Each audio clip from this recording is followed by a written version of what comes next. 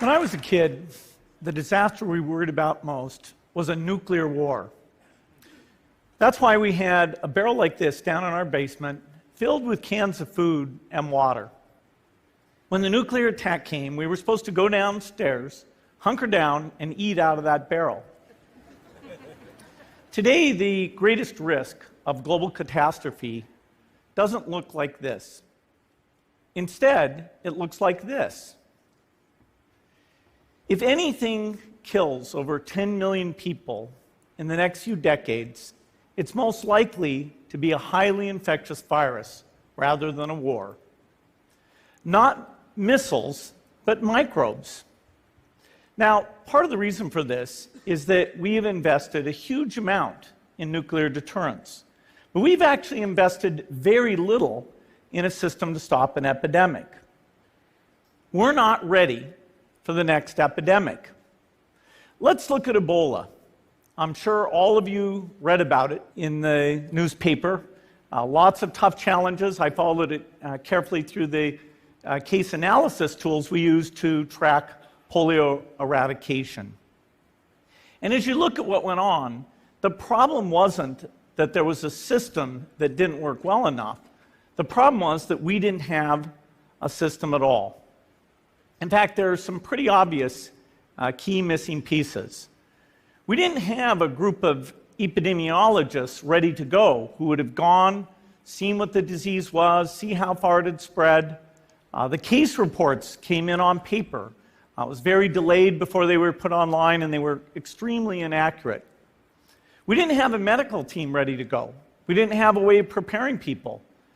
Now, Médecins Sans Frontières did a great job orchestrating volunteers, but even so, we were far slower than we should have been getting the thousands of workers into these countries. And a large epidemic would require us to have hundreds of thousands of workers. There was no one there to look at treatment approaches, no one to look at the diagnostics, no one to figure out what tools should be used. As an example, we could have taken the blood of survivors, processed it, and put that plasma back in people to protect them. But that was never tried. So there was a lot that was missing, and these things are really a global failure. The WHO is funded to monitor epidemics, but not to do these things I talked about. Now in the movies, it's quite different. There's a group of handsome epidemiologists ready to go. They move in, they save the day, but that's just pure Hollywood. The failure to prepare could allow the next epidemic to be dramatically more devastating than Ebola. Let's look at the progression of Ebola over this year. About 10,000 people died, and nearly all were in the 3 West African countries. There's 3 reasons why it didn't spread more. The first is there was a lot of heroic work by the health workers. They found the people and they prevented more infections. The second is the nature of the virus. Ebola does not spread through the air. And by the time you're contagious, most people are so sick that they're bedridden. Third, it didn't get into many urban areas, and that was just luck. If it had gotten into a lot more urban areas, the case numbers would have been much larger. So next time, we might not be so lucky. You can have a virus where people feel well enough while they're infectious that they get on a plane or they go to a market. The source of the virus could be a natural epidemic like Ebola, or it could be bioterrorism. And so there are things that would literally make things 1,000 times worse. In fact, let's look at a model of a virus spread through the air like the Spanish flu back in 1918. So here's what would happen. It would spread throughout the world very, very quickly. And you can see there's over 30 million people die from that epidemic. So this is a serious problem. We should be concerned. But in fact, we can build a really good response system. We have the benefits of all the science and technology that we talk about here. We've got cell phones to get information from the public and get information out to them. We have satellite maps where we can see where people are and where they're moving. We have advances in biology that should dramatically change the turnaround time to look at a pathogen and be able to make drugs and vaccines that fit for that pathogen. So we can have tools, but those tools need to be put into an overall global health system, and we need preparedness. The best lessons, I think, on how to get prepared are, again, what we do for war. For soldiers, we have full-time waiting to go. We have reserves that can scale us up to large numbers.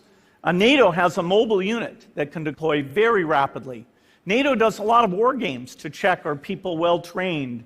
Do they understand about fuel and logistics and the same radio frequencies? So they are absolutely ready to go.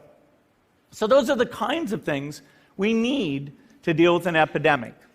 What are the key pieces? First is we need strong health systems in poor countries. That's where mothers can give birth safely, kids can get all their vaccines, but also where we'll see the outbreak very early on.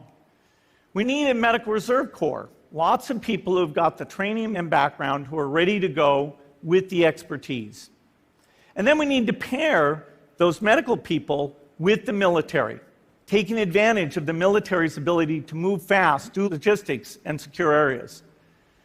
We need to do simulations, germ games, not war games, so that we see where the holes are. The last time a germ game was done in the United States was back in 2001, and it didn't go so well.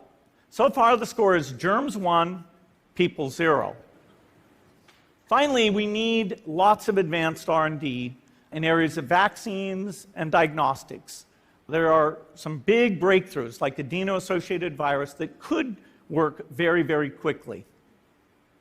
Now, I don't have an exact budget for what this would cost, but I'm quite sure it's very modest compared to the potential harm. The World Bank estimates that if we have a worldwide flu epidemic, global wealth will go down by over $3 trillion, and we'd have millions and millions of deaths. These investments offer significant benefits beyond just being ready for the epidemic. The primary health care, the R&D, those things would reduce global health equity and make the world more just as well as more safe. So I think this should absolutely be a priority. There's no need to panic. We don't have to hoard cans of spaghetti or go down into the basement. But we need to get going because time is not on our side.